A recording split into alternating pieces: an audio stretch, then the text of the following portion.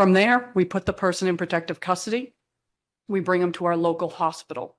Our local hospital has indicated they will not assist with the clinical piece, but they will allow us to take them to the hospital to conduct the clinical assessment by Spurwink.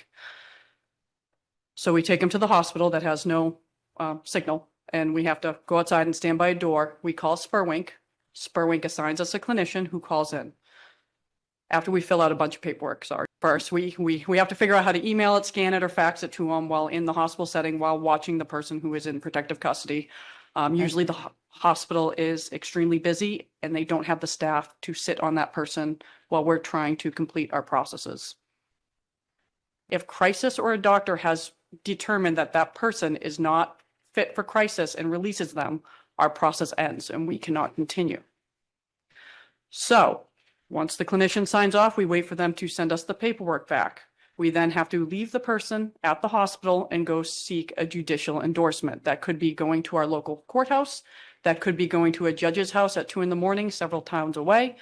At that point, that person is unguarded. They are not restricted yet. And if the hospital releases them or they leave, they're not restricted. They can do whatever they would like. Once the judge signs it, we then have to go back to the hospital or find said person to serve them a notice that they are a restricted person. Basically, they're now considered a prohibited person by statute. However, we all have rights to say no.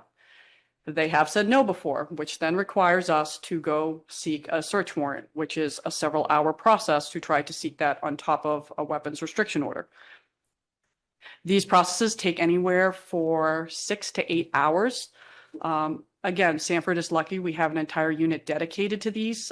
When we're not working, our town goes unprotected in certain areas so that an officer can be with this person because we do understand the very high importance of this law. It's just very difficult for law enforcement when we are so understaffed with a lot of criminal conduct.